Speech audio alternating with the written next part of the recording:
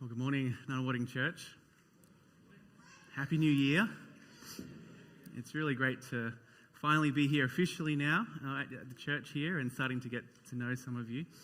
The last time I was here was about a month ago, which was for my little nephew Kai's dedication, and it was really special to be here for that. And since I just found out that I was going to be coming here, I got introduced back then. But since I'm here now officially, I thought it'd be good just to share a little bit about myself to start off. And so, so my name's Jared, and I'm here with Kylie in the yellow dress, and our daughter Alora. And Alora's been really looking forward to as well coming here. She's been talking about it a lot. Nunawading Church, which has been lovely. Before being here, I've been the last 4 years as the associate pastor over at Burwood Church, and we had a really lovely time over there. And it's been really sort of special, really sort of unique and nice as a pastor to be moving to a new church that's just down the road.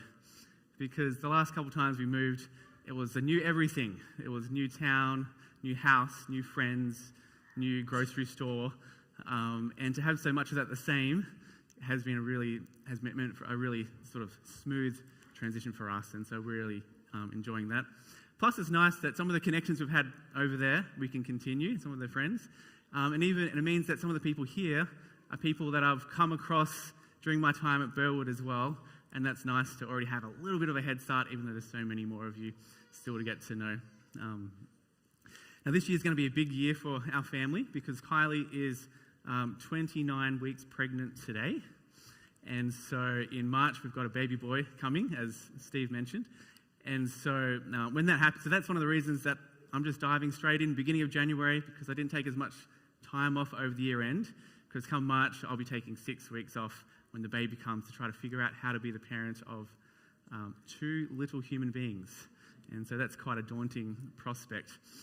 And so it's a big year for us, but a really exciting year, and one that I'm really looking forward to. I'm really happy to be here as your pastor, and really excited to be working with Jeremy and Davison. I've been able to catch up with both of them a little bit in the lead up to today. Jeremy and I went for a hike up Mount Dandenong before Christmas, and it's really awesome just to see Jeremy's heart for Jesus. He's really passionate about people, passionate about ministry, and I know you've already come to love him so much during his year here last year. And Davison, I got to catch up with Davison last year as well, and from the moment I started talking with him, I connected immediately, and it was just really, I knew this was going to be a good year getting to hang out with Davison. He's got a big heart for Jesus and for sharing his faith with others, and a big faith.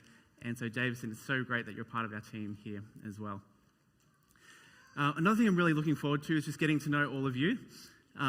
That's really going to be my sort of biggest priority this year is getting to know your names. I don't know if it'll happen quite as quickly as Steve suggested in this prayer, but getting to know your names, hearing your stories, and hopefully becoming friends during this year.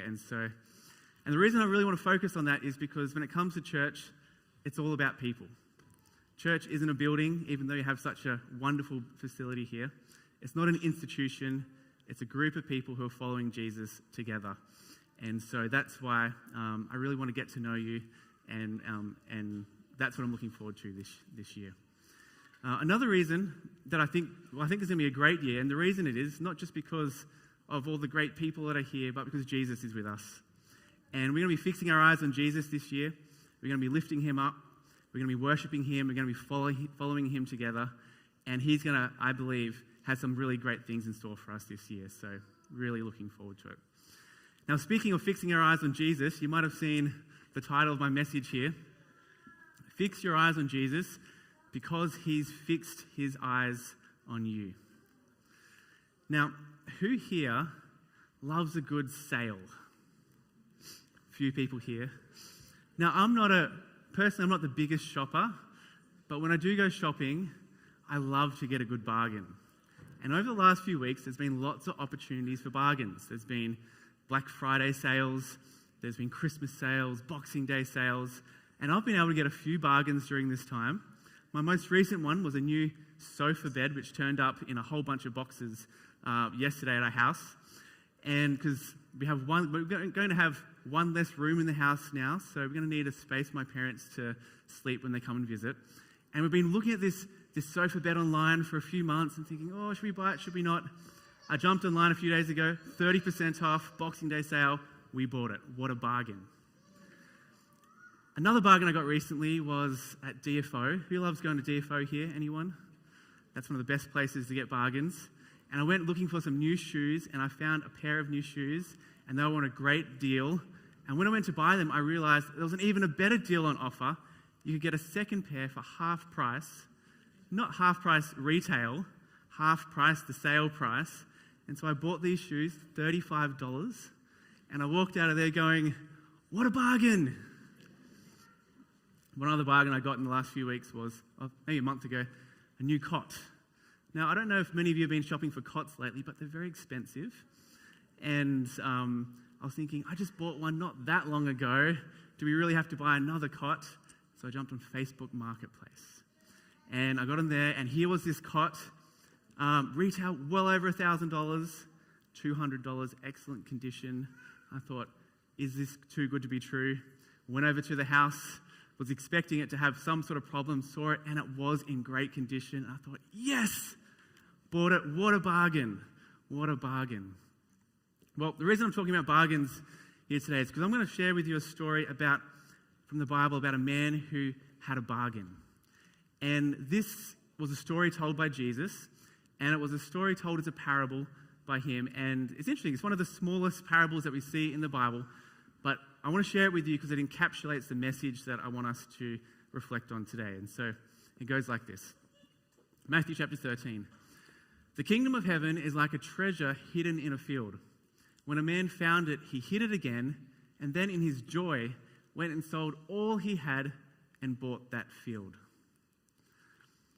Now, in the ancient world, keeping your valuable things secure was a bit of a challenge. They didn't have all the sophisticated banks and safes and locks and things that we have today, although some people may have had access to some of those things. But for a lot of people, the safest way to keep your possessions safe was to bury them. But there was a problem with this. If you had something buried and then, let's say you went on a journey somewhere, something happened to you, maybe you died, those treasures could be lost forever. So here in this story is this man, and he's working in the field, and it wasn't his field, it was owned by someone else. So maybe he was a contract farmer or something like that. And he's working there, and he's digging when suddenly, clonk. He thinks, what's that? So he keeps digging a bit more, and he gets down, and he pulls the dirt away, and he sees it's a box or some sort of container, and he pulls it out, puts it on the ground, opens it up, and his eyes just about jump out of his head. Here is a treasure that's been buried here. Now, we're not told how long this treasure had been there. Might have been years, might have been generations, might have been hundreds of years. It could have been there for a long, long time. And he sees this treasure and he realizes that nobody else knows anything about this treasure. So he puts it back in, he buries it again, and races home. And I can imagine his heart must have just been thumping in his chest.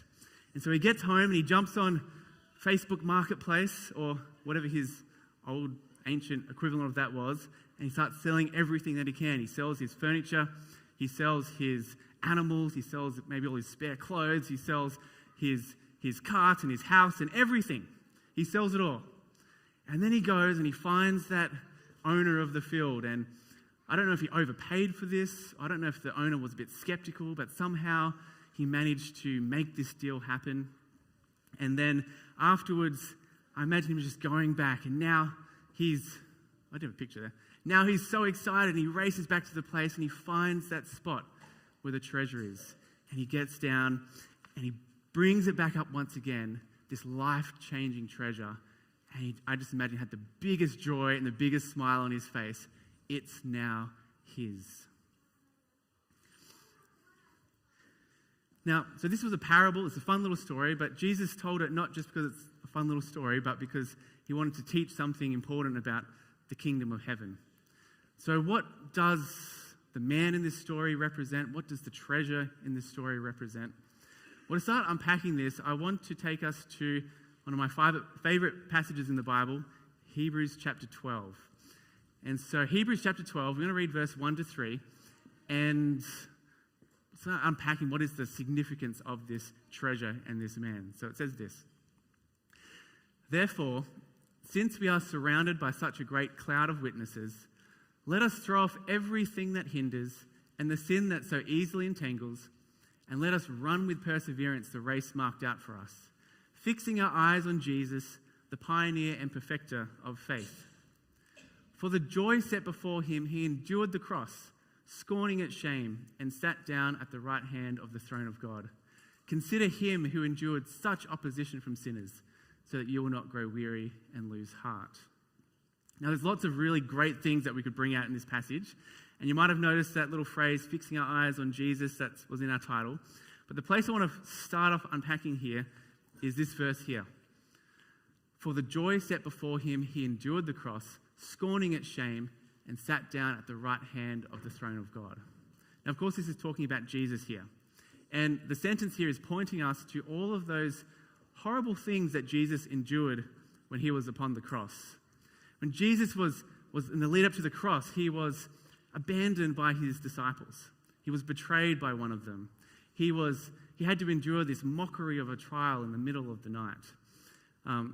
He was mocked, he was ridiculed, he was falsely accused, and he was condemned. These were the people that were supposed to welcome him as the Messiah. These people were the ones that were at the forefront of his condemnation.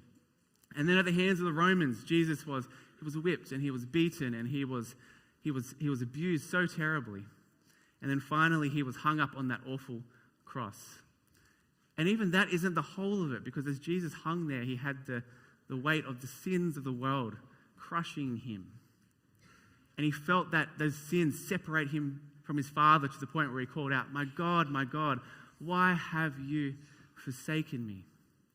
And I don't think we can really fully wrap our minds around just the extent of everything that Jesus suffered and he endured upon that cross. Now, the question I want us to think about this morning is, why did Jesus go through all of this? Why did Jesus allow himself to endure such awfulness? And he did allow himself. It's interesting then the night before this, as Jesus was getting arrested, and you might remember Peter pulls out his sword and tries to fight on behalf of Jesus. And Jesus stops him. He says, "No, I'm stepping into this willingly." And Jesus points out that he could speak a word and he could have 12 legions of angels, a vast army who would immediately be there for his rescue. Jesus wasn't there by force, and in the sense he was being forced to be on the cross, but in a bigger sense, he was there by choice. Why would anyone go through this? Why would anyone endure such horrible suffering? Well, let's go back to our passage. And it says this. It says, "For the joy set before him, he endured the cross." The joy. The joy. What was the joy that lay before Jesus on the other side of that cross, beyond the cross?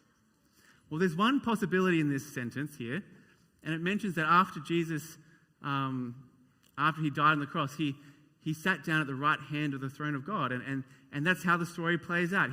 He's buried, and on the third day he rises again, and then he ascends to heaven, to that place of all power and all praise, and where he can enjoy all the glories of heaven. Was that the joy that Jesus was looking forward to? Is that what held him there upon the cross?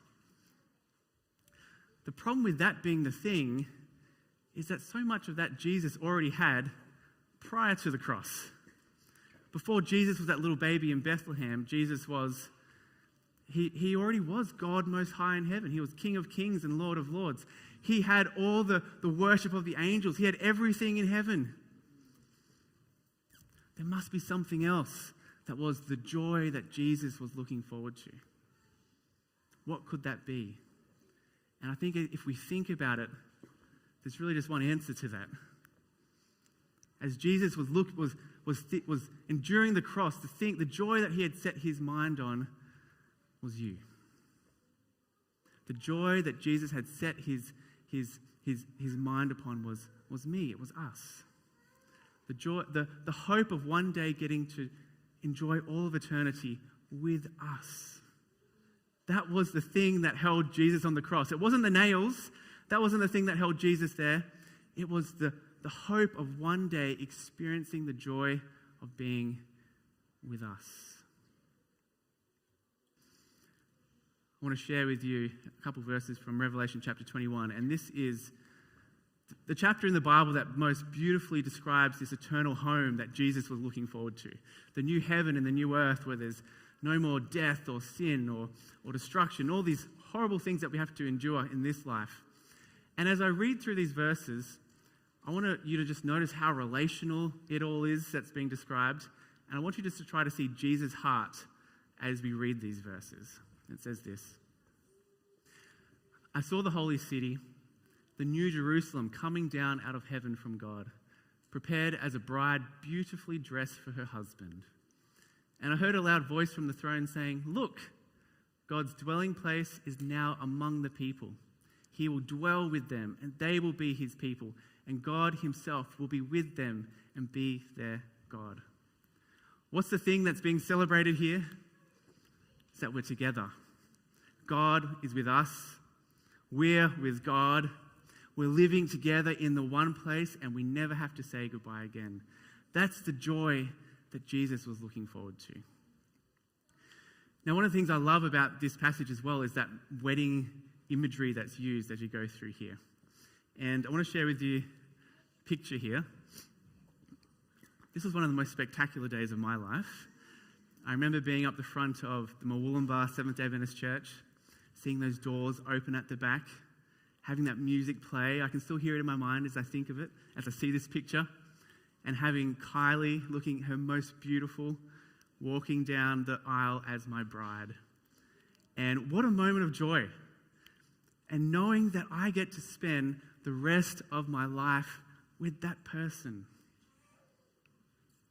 What Jesus is saying in Revelation 21 is that that's a little glimpse of what he feels, what he thinks when he imagines that day when we're all together. He imagines that just like standing there and waiting to meet his bride so he could be with us, not just for a few decades, but for all of eternity.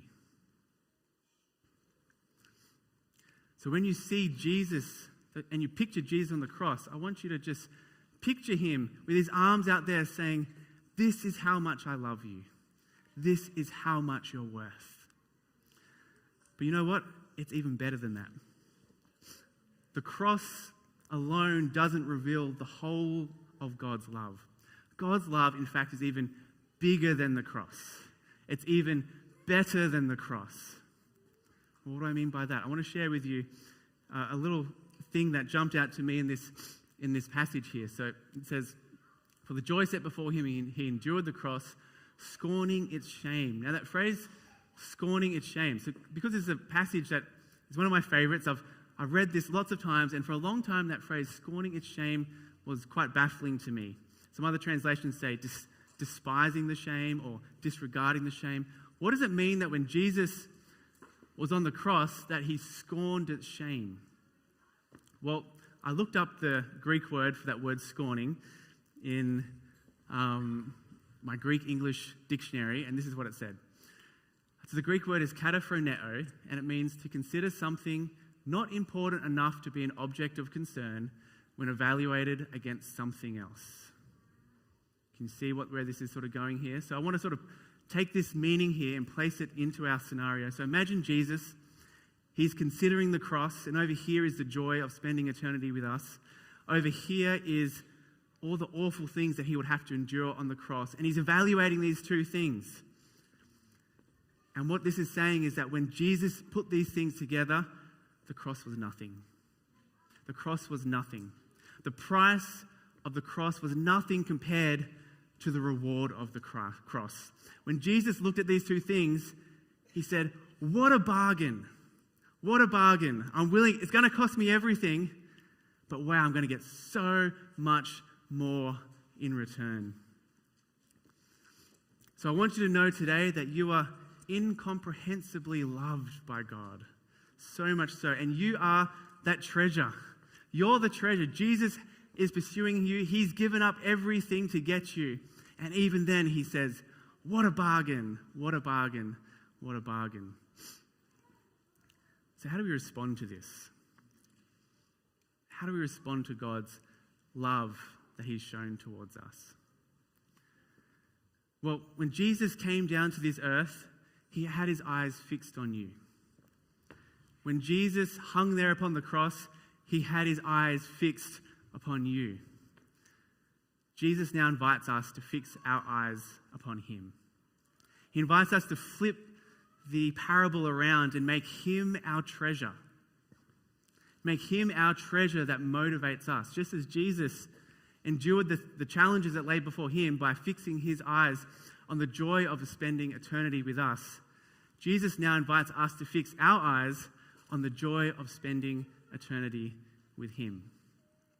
Now, what could that possibly look like? Well, in the chapter before Hebrews chapter 12, we give a whole list of examples of what that looks like. Now, Hebrews chapter 11 is sometimes called the Hall of Faith, not the Hall of Fame, but the Hall of Faith. And in this chapter, we have this, it's kind of like a big survey of all the heroes of faith that have gone before us. There's Enoch, there's Noah, there's Abraham, there's Moses, Joshua, Rahab, all these people that through faith have done amazing things and endured all kinds of challenges. And I want to read to you how this passage finishes. It says here, "And what more shall we say? I do not have time to speak of Gideon, Barak, Samson, and Jephthah, about David and Samuel and the prophets, who through faith conquered kingdoms, administered justice, and gained what was promised, who shut the mouths of lions, quenched the fury of flames, and escaped the edge of the sword." And it goes on, and it talks about, it just gives this sort of this quite awful description of some of the things that people have endured throughout history in their pursuit of Jesus and as followers of God. And the question is, well, what was motivating these people? What was motivating these people to endure all of these trials in their life? Well, it answers us earlier in the chapter, and we'll just go to that spot here. It says, "All these people were still living by faith when they died. They did not receive the things promised. They only saw them and welcomed them from a distance, admitting that they were foreigners and strangers on earth. People who say such things show that they are looking forward to a country of their own. If they had been thinking of the country they had left, they would have had opportunity to return. Instead, they were longing for a better country, a heavenly one. Therefore, God is not ashamed to be called their God, for he has prepared a city for them." What I find beautiful about this passage here is it shows us that the same thing that Jesus had fixed his eyes upon the cross, that allowed him to endure all of those things, is the same thing that these people fixed their eyes upon.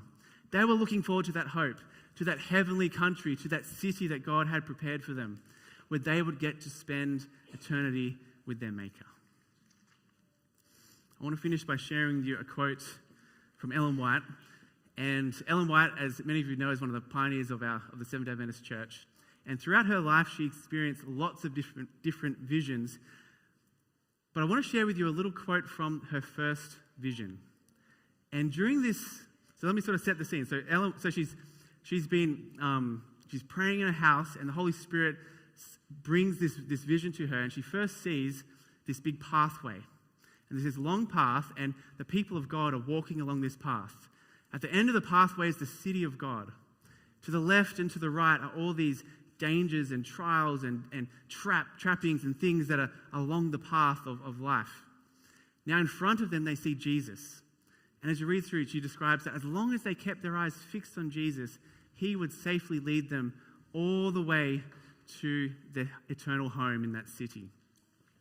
After this, she sees the second coming. She gets this amazing portrayal that she sees of Jesus returning. She sees Jesus in the clouds and these thousands of angels, and she sees the dead being raised back to life, people being reunited with their loved ones. It's this glorious, beautiful scene that she gets to see.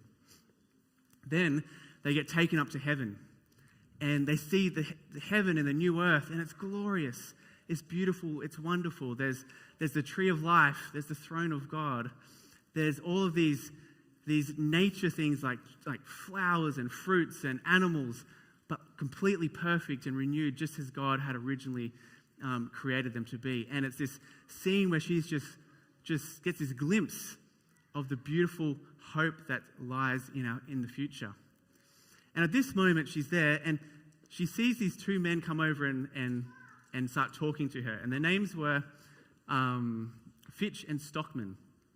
Now, both of these people were people that had been involved in preaching about the return of Jesus, but prior to this moment, they had lost their lives along that journey. And so she's there, and these two men come up to her, and the quote I'm going to share with you is their conversation together. And so this is how it goes. It says, "We all went under the tree and sat down to look at the glory of the place.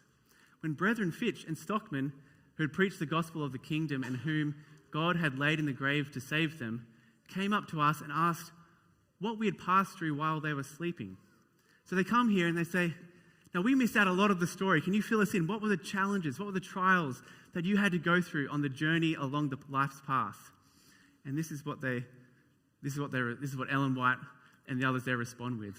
She says, "We tried to call up our greatest trials, but they looked so small compared to the far more exceeding and eternal weight of glory that surrounded us, that we could not speak them out. And we all cried out, 'Alleluia, heaven is cheap enough.'" I think the message that God was trying to say is that when we finally get to that place, when we finally see the treasure that God has in store for us, and when we look back on the things that seem so hard in our life right now, we will look at the things around us and we too will say, "Hallelujah, heaven is cheap enough. What a bargain. What a deal. We've got everything the reward is so great compared to the things that lie before us." And so my challenge for us this year is to fix our eyes on Jesus, to make him our treasure, to realize just how much he loves us, and then to make him our treasure too. And even though there's challenges in life, remember that at the end of the day, we're going to have the most incredible experience with Jesus, not for a few years, but for all of eternity. So I'd like to invite our musicians up the front. We're going to sing a song called "Soon." And in this song, it invites us to sort of imagine some of that day, what we're looking forward to. So as we sing this song, I invite you just to just imagine the treasure that lies before us. Thank you.